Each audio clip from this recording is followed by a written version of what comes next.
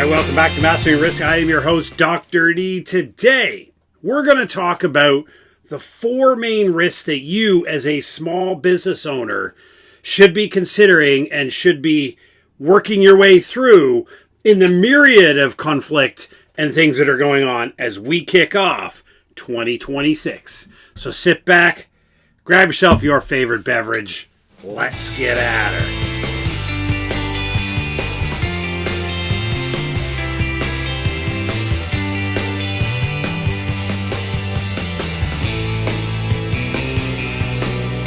All right, welcome back. We acknowledge that you, like us here at Preparedness Labs Incorporated, are lean businesses. There isn't many people in your operation, and likely if you're similar to us, you're a one-person show that expands and contracts as necessary based upon work and demands, which means you don't have these huge sets of employees and labor assets that are available to spend all kinds of time running around and talking about risk, reading about risk, or doing any number of activities. In likelihood, you as the entrepreneur, you're the marketer, you're the creator, you're the accountant, you're the logistician, you're the lawyer and sometimes in negotiations, you're the contract professional, you're the contract dispute resolution advocate, and any other host of names and titles that you need to be an effective business leader in 2026. So in all of that, and if you consider the vast amount of political, economic, and natural disasters that are occurring, especially leaning towards the political and economic changes that are happening and the rapid pace at which they're influencing how businesses conduct operations, we think it's really important to zero down in on what are the 4 that we believe, based upon our research and evidence, that you really should be considering as you start your side hustle, or as you continue. Maybe you're thinking about scaling your operations up one notch or going to the next level, as people like to say, or you're sitting on your couch and you're really asking yourself, is this the time to launch an independent business? Am I well positioned to do that now? And how you make that judgment is understanding the world around you. And everything that we do here at Mastering Risk is all about knowledge. It's all about understanding that the world around you is largely and almost completely outside of your control. You're not responsible for conflicting changes in the political sphere. You're not responsible for economic shifts, policy changes, regulatory framework amendments that seem to consistently happen throughout the world. You don't control any of that. You also don't control changing taste and patterns in your potential or current clients. All of that is outside of your purview. So as a business owner, there's actually very little that you can control. The question then becomes, what is it can you focus on? What is it that when you concentrate on, what things can affect your overall success as a business owner? And that's why we've kind of mirrored it down into 4 right now, things that are within your control that we think are most helpful for you. And number 4 is going to be something you're not expecting, so sit around for that one. Number 1, cybersecurity threats. I had the opportunity in the past week to spend a couple of days in Montreal, Canada, with an incredible group of probably 30 to 35 internet security specialists and people who work in cybersecurity.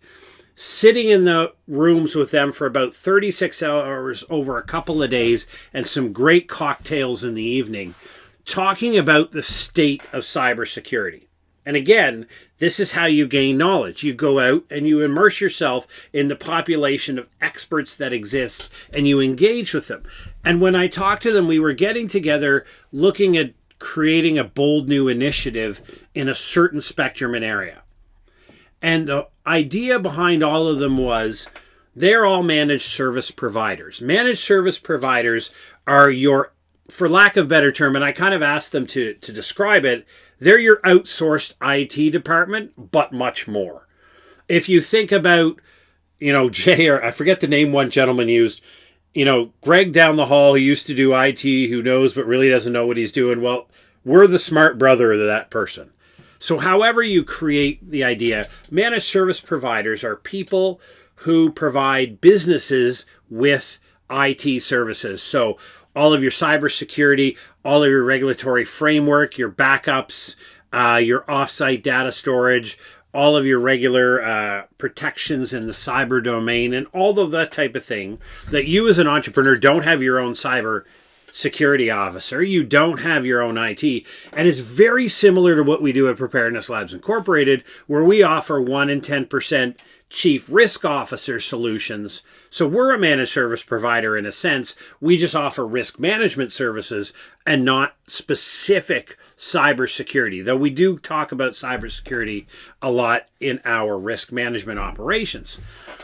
So when you talk about these managed service providers, a lot of the conversation was, what can the entrepreneur do? And a number of things that I've taken notes here. Number one is to prioritize your basic affordable tools. Strong password managers, enable two-factor authentication, patchwork. One of the big things that came up that's not really talked about a great deal is patches and updates. You'll see it all the time if you're an iPhone user like I am, or a Windows, there'll be Windows updates, iPhone updates. It is incredibly important that you as a small business owner update those all the time. In fact, to have them on automatic updates so you don't. And I don't just mean for that. I have a very dear family friend who runs a security business. You wouldn't believe the number of people whose home security system is incredibly outdated because all of these patches are ready to be installed and they're in the keyboard, but nobody ever checks that. They just arm, disarm. But are all of these remote updates that need to be done to keep your security system consistent and best protected? A number of people don't do that whatsoever. So it's really about enabling multi-factor authentication. It's about strong passwords kept in a password manager. And it's about making sure your patchwork is up to date, which means every single piece of software that you use is from a reputable buyer, but it's also completely up to date. And then if you have compartmentalized storage that you would use, so if you have, a number of people working in your business that are collaborating, where are you keeping the product that you're working on? Is it just in an open source Google Drive that almost anybody with a reasonable cyber skill can penetrate? Or is it in a well-secured, controlled cloud box where only significant password protections exist so that people can't access it? There's a lot of little things that people can do. Stay vigilant with self-education.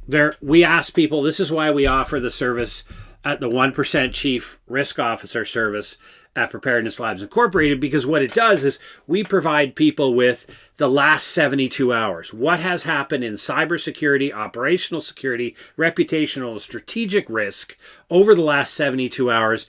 And every 3 to 4 days, we give people 5 things that they should be doing, should consider right now to do in their business to keep themselves up to date with risk management. And we provide that to an email address. You can do as much or as little with it as you want, on top of a weekly video that really goes in depth about cybersecurity or reputational security or one of the 4 risk spheres.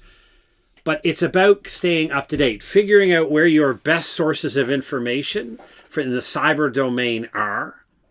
And if you subscribe to 25 of them, that sounds great, but when in your entrepreneurial life are you going to have the time to digest the input from 25 different sources, consider them against each other, balance with resources and tasks that you currently have, and figure out which one is the most applicable and most useful for your small business?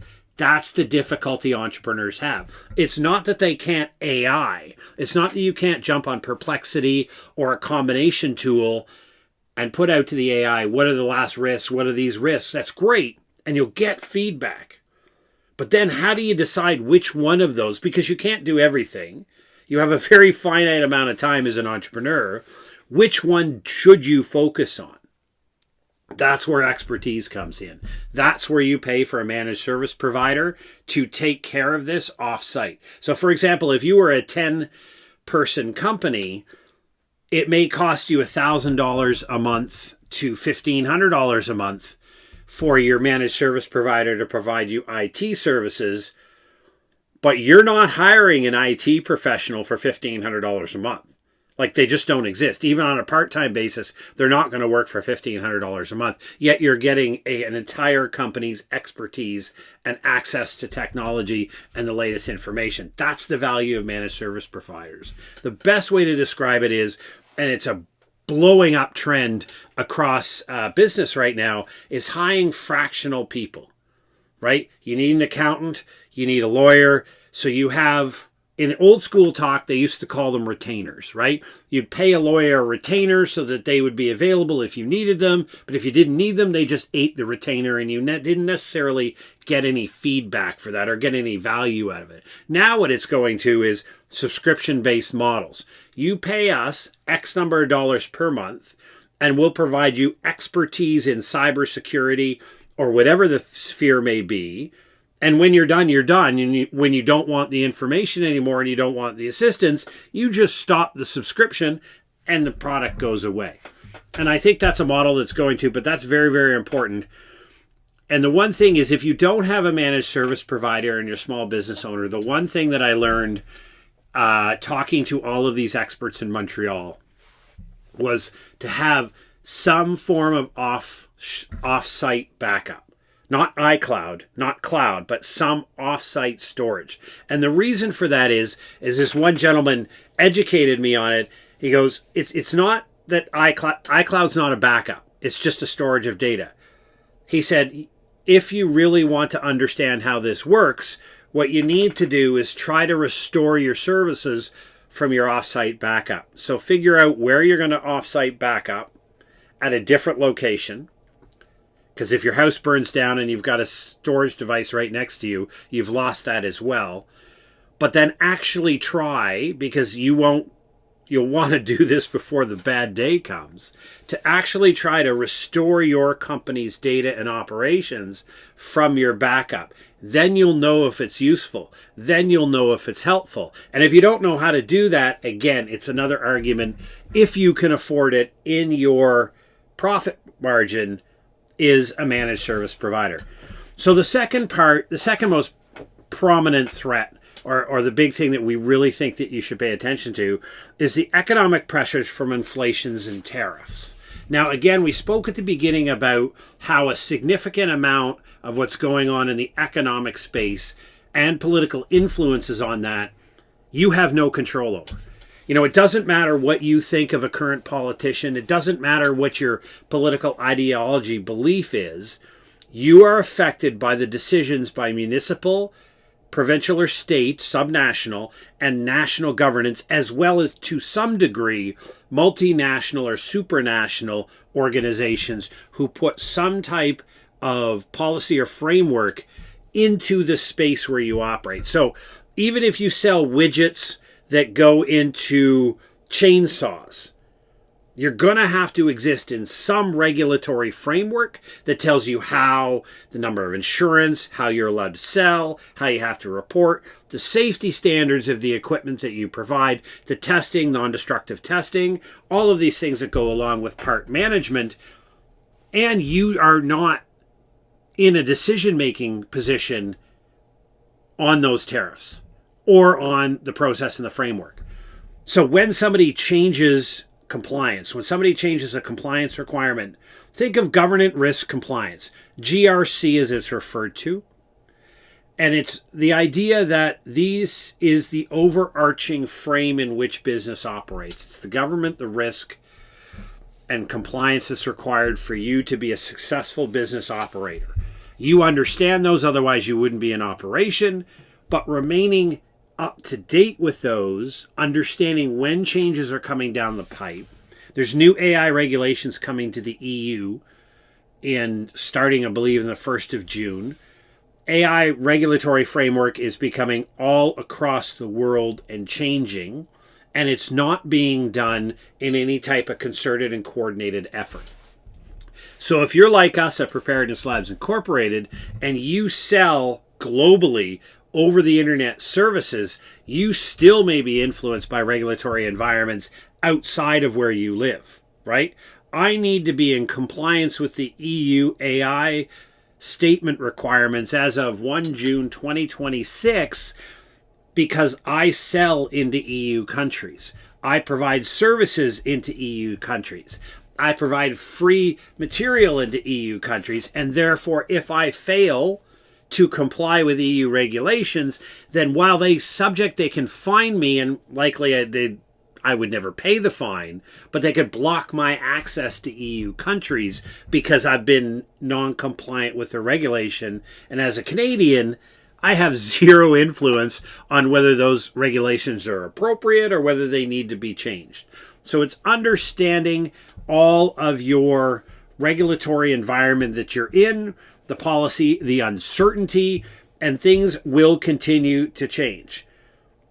Keep it simple, stupid. The KISS principle. We talk about this a lot when you're thinking about regulatory uncertainty. And what that means is think about the regulations that apply to your specific industry. You need to know them intimately, inside and out. You also need to understand who is responsible for changing them and how often they change them. And just figure out who that is and where you're going to get notice. Because what you don't want to be surprised by is tomorrow's the implementation of a new policy that was announced 6 months ago, but you weren't linked to the organization that announces policy, which means you weren't notified.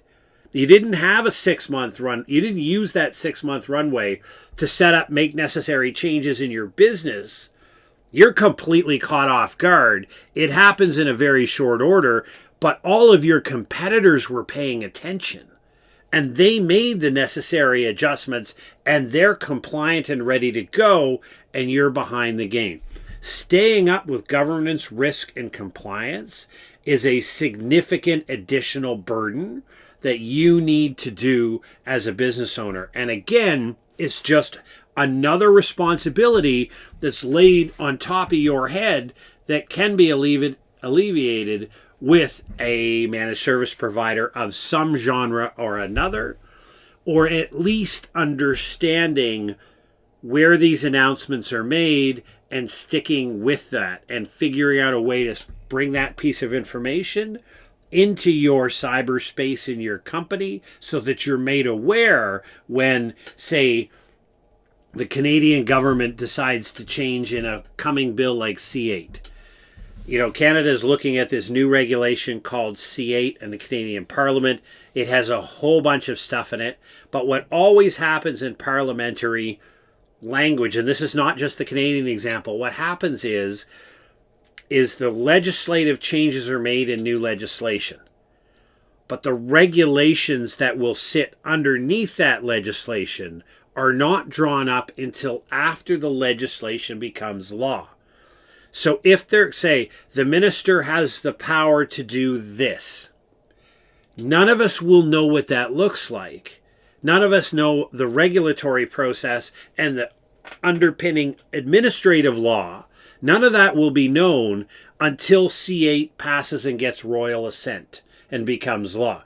Once it becomes law, then the public servants go through the process of hopefully solicitation, getting opinion, talking to people, and building the regulatory framework that is workable, but we're not always going to have that case. So the point being is stay abreast of what's happening in your industry and take care of yourself, because that leads into our third one, which is overload, burnout, and scaling limitations. I talked a lot already about how if you're a solo entrepreneur like I started out, you're everything. So constantly getting new bounds and trying new adventures is going to burn you out very, very quickly. And you need to look at where you can automate as much as possible. And this was part of a brilliant discussion that I had in Montreal. And it was about the fact that I am a heavy user of AI. And there's a lot of critics at AI out there, and justifiably so. But what I do is I create this original broadcast that you're seeing, this show, this podcast, this YouTube channel, the YouTube shorts, all of it I create honestly from my own thoughts. I script it. It takes about 5 hours for me to put everything together for this show. What I use AI for is everything that happens after, the transcription of this video, the breaking it down into 30 or 40 shorts, the scheduling and publication of those shorts across all the different social media, the creation of ad creatives that I can put out into the world on a regular basis. I try to produce about 400 pieces of social media content. The use of AI saves me about 12 to 16 hours a week. And as a solo entrepreneur, let me tell you, that is golden. But what I do not do is allow AI to create the raw product. I create the product, AI amplifies and saves the time. That's an ethical framework, an ethical box in which I put AI. AI is the emerging set of tools now, but it's not the only set of tools. It's something as simple as I run my accounting on Excel. Yes, there's QuickBooks and other programs, but I keep it simple. I've been using Excel for 30 years, maybe? I don't know. It's very simple. It's column, it's basic. I put everything in Excel, and then I run my financial statements at the end of the fiscal year out of Excel. It's very, very simple. I don't complicate things. The background way I do my business, the structural frame of the business, from email, when I look at email, when I don't look at email, how I do my business. I put a couple of posts out on LinkedIn and across social media over the past couple of weeks talking about how I use my calendar and then my specific system that I use for 3 hours a day for generating content. And I put that out there not because I have the best system, but because I want to show that when you use a system and you keep things simple and repetitive. So when I get up every day, Monday to Friday, and I look at my business and I sit down in the office and I begin work, I know exactly what I'm going to do. I don't have to figure it out. It's step by step. You do this, then you do this, then you do this. And it's a step-by-step system that I do repeatedly that over the next 2 to 5 years is going to generate significant value across the internet. And yes, aggressive patience. It does take that long. But what we're trying to emphasize is to prevent personal burnout, personal overload, and limit your ability to scale your business. You need to keep your internal systems simple, uncomplicated, and do it on a repetitive basis. If you sit down every day and just try to figure out what am I going to do, how am I going to do it, what does today look like, you are going to waste an unfathomable amount of time that you don't have available. So the key is what is your time best used for? Mine, it's best used for creating this raw product that I hope you find helpful, for giving advice based upon the research that I've done and my personal experiences for all of you as entrepreneurs to understand and find helpful. And then I leverage all of the tools that are out there to get it out to as many people as I can as possible, right? To get it out. Like, for example, when I want to talk about cybersecurity, I know cybersecurity experts. I'm not putting it in AI and asking AI, what is the threats for the last 3 days in cyber? I'm picking up the phone and I'm calling 2 of my friends who are very, very intelligent, capable, and skilled experts in cybersecurity. And I said, what's going on? What has kept you up at night?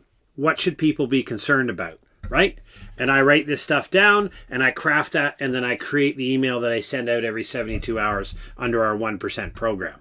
I have built human relationships with the experts that feed me the data that I collate together from all the different avenues to put together one product to send out to my clients. Right? So it's about finding where technology can help, keeping your systems simple so that you don't burn out, so that when opportunities do present themselves, that you have capacity. Because remember, if you're working at 100% capacity right now, and somebody was to come along with a great opportunity, how are you going to fit that in? Right? How are you going to put that? You can't. You're going to have to start chopping things. So call it the Pareto principle, call it what you will. I use an 80-20 rule. It's very simple. I never fill more than 80% of my calendar in a day. It doesn't matter what demands I have. I always leave white space, open space in my calendar so that when things pop up out of the blue, I can say, hey, yeah, Monday, Wednesday, Friday, 3 hours each day, 9 hours a week, I have set aside for the what ifs that pop up in life. So it may not be today that I can jump all over that for you, but I guarantee you in the next 72 hours, I can carve out 3 hours that I can jump into this project and we can make stuff happen. That means I don't have to cancel something, or failing my burnout, I don't have to drive myself into the dirt and start working at 9 o'clock at night. The last one that I think is really, really important, and I really think this is going to amaze you all. Sit back. This is going to be great. The last one, we win in collectives. You are not alone. This is something people forget often as solar entrepreneurs or as burgeoning entrepreneurs that have 1 or 2 employees. You're not alone. As a professor, I study social capital, and I've published hundreds of pages of peer-reviewed literature on the value of human relationships and the power of the collective, of being part of a community. And something that was reinforced in this trip down to Montreal, but it's been in my, solidly in my thinking for, well over a decade, is I need to be part of a group. I need to be part of a group of like-minded people who are trying to achieve what I am, right? Surround yourself by people who are after the same goals of you. You know the old saying that says, look at your 5 closest friends around you, and that'll tell you your success. And a couple of great examples. I'm a member of the Veteran Business Network Institute, right? I'm on their board of directors. It's a growing, emerging group of Canadian veteran business owners that have something started. We're a going concern, but as veterans, we want to come together and help each other out. We want to bounce questions off each other's chest. It's the kind of collective where we get together once a month, cyber online, and we talk about it. And one of the companies will come up and they'll do an open the kimono, right? A Chatham House rules, which simply means they're going to tell us the internal details of their company. They're going to show the real warts and all and problems, and they're going to ask for help. It's kind of that collective social where, say you've got 30 members on the call, one person stands up for 10 minutes and goes in incredible detail about this very difficult problem they're having and they can't seem to solve, and they're asking for the help. The other 29 people on the call all are jumping in with their experience, their knowledge, some connections they may have. How can we help each other succeed? How can we help each other grow? It's not that we're competitors, it's that we're all growing together. And your success as an entrepreneur will not just be based upon your ability to grind your arse out all on your own. It's your collective connections. It's your social capital. It's your relationships. So find other entrepreneurs. Whether you join a local group, whether you're a veteran, whether you're not a veteran, whether there is here in Ottawa, there's a great publicly funded organization called Invest Ottawa, and it exists in many cities around Canada, I'm sure in other nations around the world. These little groups of small groups of entrepreneurs who are trying to kick it off, who are trying to make something happen, and they're collectively supporting each other. It's not like I'm siphoning off your customers or I'm trying to learn your internal secrets to use them against you. It's that we're learning to work together. Because I have a great deal of knowledge in a very specific area, but not every area. But if I surround myself with 30 or 40 tight, strong connections in the business world, what I'm able to do is leverage all of their expertise in my operations, right? I don't have to become the expert in accounting because I have a great friend who is an accountant. and they run a small business in accounting, and I help them out with risk management. They help me out with accounting. It's a quid pro quo assistance. And this isn't necessarily from the perspective of I'm their client and they're my client. That very well may be the case. But just from a professional point of view, we get together regularly, whether it be in person or online, to talk about the state of the industry, to talk about regulatory compliance, and especially as we see changing regulations with AI. We see the tariffs going all over the map. We have no idea what's going to happen with the American tariff system, the European tariffs. Global conflict is booming everywhere. All of this affects the total global economic perspective. You're far better off when you're not looking at news articles, but you're sitting in a room, either digitally or in real, with other business owners talking about how does this regulatory framework change in Canada in relation to cross-border shipping of widget Y? How does that affect our overall forecast for next year's revenue? Imagine being in a room where you can have that conversation. Don't try to push this thing alone. Don't try to navigate this nightmare alone, because you will go down. You will more than likely go down in flames. Never a guarantee, but you are going to exponentially grow the possibility that you succeed if you surround yourself by like-minded people going through the same thing, open and honest, and you care about each other. That's how you win. People over technology. I wrote an article about that on LinkedIn today. I think it's really important to understand that the value of humans and human relationships is what will win your business day, not the technology you employ. So if you have a balance of investment, always invest more in your personal relationships than you do in technology, and you will win the day. That is your key recipe for success. So hopefully these 4 points today you found useful, that you found valuable. Drop your comments.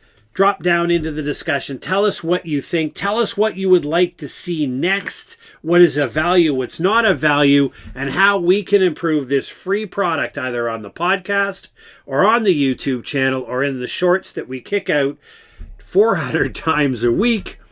How can we better serve you in providing you the best possible information we can in the simplest format possible so that we can help you grow your business and be more successful in these chaotic and turmoil-ridden, uncertain times of 2026. Thanks for joining us. Take care. Stay safe.